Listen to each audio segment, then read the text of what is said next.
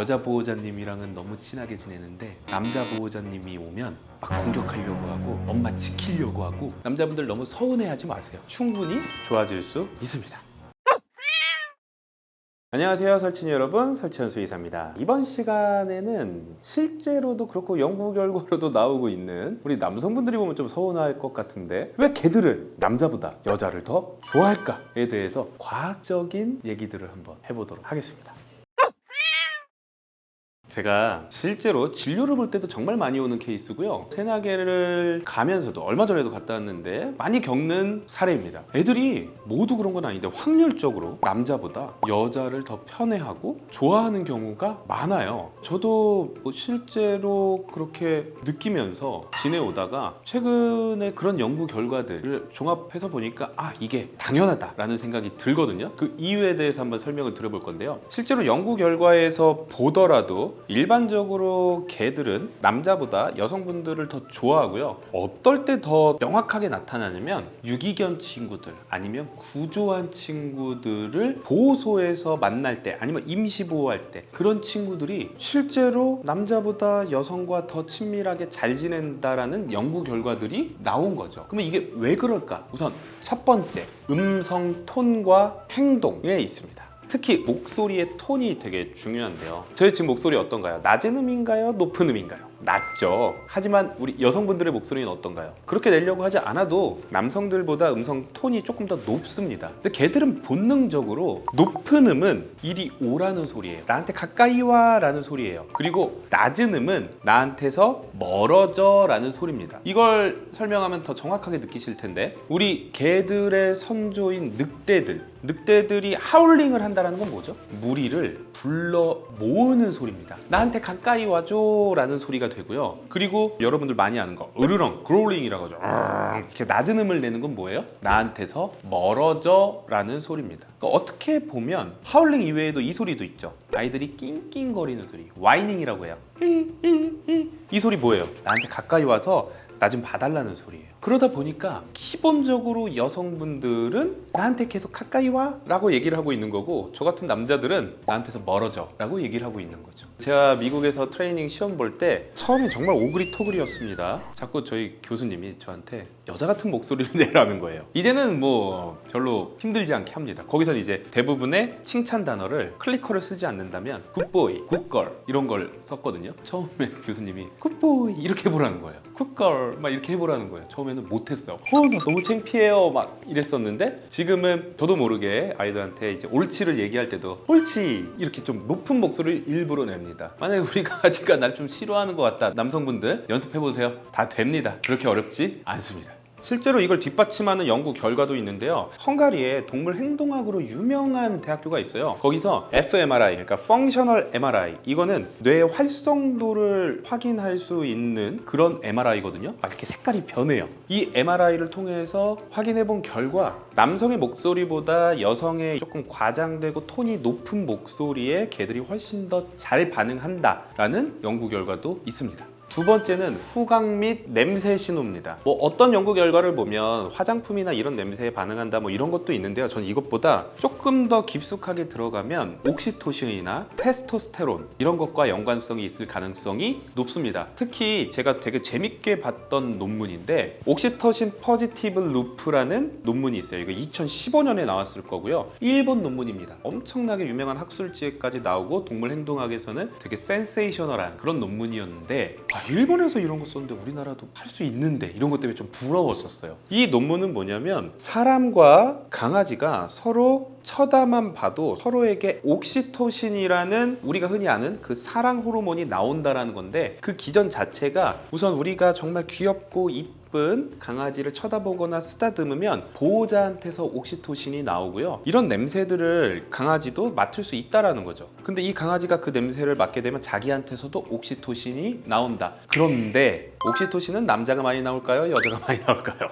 어쩔 수 없이 생물학적으로 여성분들이 옥시토신이 더 많이 나올 가능성이 높습니다. 여성분들과 이렇게 상호작용하면 강아지들은 자기한테서도 옥시토신이 나오면서 더 여성분들한테 집착한다거나 아니면은 좋아하는 감정, 사랑하는 감정이 높아질 수 있다. 이거는 되게 자연스러운 반응일 수 있다라는 거죠. 근데 여기서 문제가 하나 있어요. 이건 동물 행동학에서 나온 게 아니고 저는 사람의 행동학 공부도 하거든요. 행동이라고 이렇게 두꺼운 책이 있어요. 제가 되게 좋아하는 책인데 그 책을 보면 옥시토신의 함정이 있습니다. 옥시토신의 특징 중에 하나가 우리 편에 대한 인식과 사랑은 높여주는데 오히려 옥시토신이 높아지면 우리 편이 아닌 사람에 대해서는 더 배타적이고 배척하고 공격성을 보인다는 거예요. 그래서 이게 너무 과하게 일어나면 이거는 뭐 우리가 어쩔 수는 없는 거겠죠. 우리가 서로 가까이만 있어도 생리학적으로 서로 옥시토신이 너무 많이 나온다. 만약에 그런 여성분과 그렇게 포지티브 루프가 너무 강하게 일어나면 이 강아지는 우리 엄마는 내 편, 근데 우리 편이 아닌 사람에 대해서는 배척하는 거예요. 그러면서 오히려 공격성이 더 높아지는 경우가 있는데 이런 걸 좀 의심할 만한 상황들이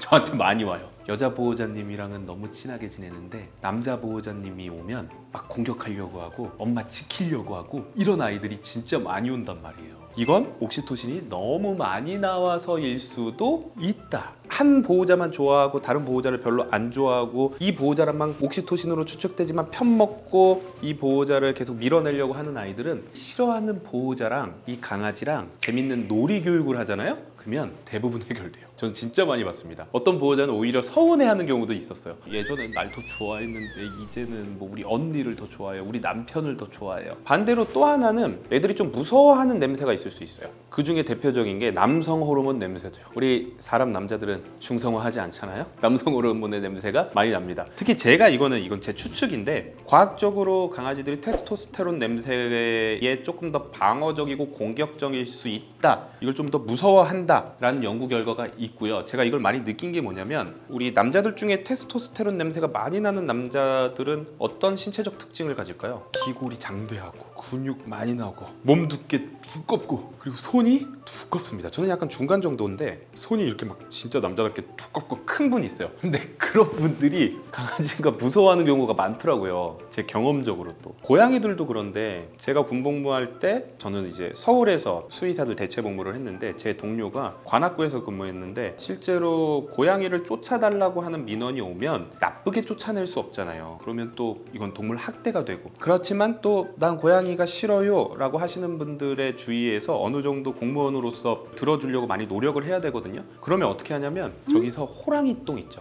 호랑이 똥을 주워와서 그 부근에 뿌려놓으면 그 냄새를 맡고 애들이 무서워서 안 와요. 이런 것처럼 옥시토신, 테스토스테론처럼 냄새 자체도 우리 강아지가 남자들보다 여성분들을 더 편애하고 더 좋아하게 하는 그런 요소가 될 수 있다 라고 보시면 되고요. 세 번째는 사회화가 있습니다. 사회화라는 건 강아지들이 2개월에서 조금 길게 보면 4개월, 더 많이 길게 보면 5개월까지 긍정적으로 경험한 것에 대해서는 불안해하지 않고 괜찮을 거야 라고 생각을 하는 사회화의 골든 피리어드라는 시기가 있는데 이 시기에 못 보거나 긍정적으로 경험하지 못한 것들에 대해서는 많은 강아지들이 이건 무서울 거야, 이건 나쁠 거야 라고 생각하는 경향이 높아져요. 이거는 생존을 위한 되게 중요한 기전입니다. 근데 남성분들이 강아지를 많이 키울까요? 여성분들이 강아지를 많이 키울까요? 제 팔로워의 80%가 여성분들이고요. 저희 병원에서 진료를 보면 80~90%가 여성분들입니다. 여성분들이 더 많이 키워요. 거기다가 사회화를 제대로 하지 못했다라고 한다면 많은 강아지들이 그 사회화의 골든 피리어드, 가장 중요한 시기에 여성분들과 대부분의 시간을 보내고 조금 더 좋은 경험들을 하게 됩니다. 그 상황에서 사회화의 골든 피리어드가 끝나고 나와서 남성분들을 보게 된다면 강아지들의 기질적인 성격이나 사회화에 따라서 나 긍정적인 경험을 안 해봤는데 처음 본 것 같은데 이러면 조금 더 무서워하고 싫어하는 모습도 보일 수 있습니다. 또 하나는 이거는 우리도 마찬가지지만 신체 크기에 따라서도 달라질 수 있어요. 신체 크기 때문에 남자들보다 여성분들에게 조금 더 편안한 마음을 가질 수도 있어요. 모든 동물들은 나보다 너무 크면 무서워합니다. 우리도 처음 보는 코끼리를 본다면 이 코끼리가 착한지 나한테 긍정적이고 나한테 좋은 걸 줄지 모르기 때문에 만약에 코끼리 처음 만나면 당연히 무섭겠죠. 기린도 그럴 거예요. 하지만 처음 본 조그만 동물들에 대해서는 이것보다 훨씬 더 불안감이나 이런 거를 덜 덜 느낄 겁니다. 강아지들도 마찬가지예요. 여성분들보다 남성분들이 어쩔 수 없이 조금 더 평균적으로 큰 경우들이 많죠. 그러다 보니까 더 큰 동물들에 대해서 불안감을 가지고 아니면 조금 처음에는 무서워하는 경우들이 생길 수가 있어요. 이건 사실 꼭 동물들한테만 적용되는 내용은 아닌 것 같아요. 제 조카를 보고 아니면은 제 친구들의 아이들과 만났을 때도 비슷했던 것 같습니다. 저희 조카도 이제 내년에 초등학교 가는데 작년부터 저를 좀 안 무서워하고 편해하는 것 같아요. 근데 예전에 처음 만났을 때도 저보다 저의 와이프랑 훨씬 더 친하게 지내고 무서워하지 않고 바로 친해지는 모습들도 보였고요. 제 친구들의 아이들도 삼촌들을 보면 막 무서워하는데 이모들을 보면 더 편해하고 좋아하는 경우들이 있더라고요. 그래서 혹시라도 남성분들 중에 얘는 왜 날 별로 안 좋아할까 이런 게 보인다면, 아니면 우리 와이프만 좋아하고 나는 별로 안 좋아해 그런다면, 이거는 그냥 어쩔 수 없이, 그리고 진화적으로 여러 가지 생리학적으로 그럴 가능성이 높기 때문에 너무 서운해하지 마시고요. 제가 아까 해결책을 잠깐 말씀드렸죠. 우리가 아빠를 좋아했었던 가장 큰 이유 중에 하나는 아빠가 잘 놀아줘서였었어요. 저도 아버지랑 이렇게 축구도 하고 막 롤러스케이트도 같이 타고 자전거도 타고 이러면서 평소 때는 엄마를 더 좋아하지만 놀아줄 때는 아빠를 더 좋아했던 그런 기억이 있습니다. 만약에 이게 조금 더 과해져서 여자 보호자랑만 친하고 남자 보호자님을 자꾸 밀어내는 아이가 있다면 혼내면 더 그렇게 됩니다. 아니면 우리 놀로 어플에 있는 여러 가지 교육이나 놀이를 제공해 주면서 나를 재밌게 놀아주는 우리 편이라고 생각이 들 수 있도록 꾸준하게 노력해 주시면 우리를 아주 싫어하는 건 아니에요. 남자분들 너무 서운해하지 마세요. 이런 교육들을 꾸준히 해주면 충분히 좋아질 수 있습니다.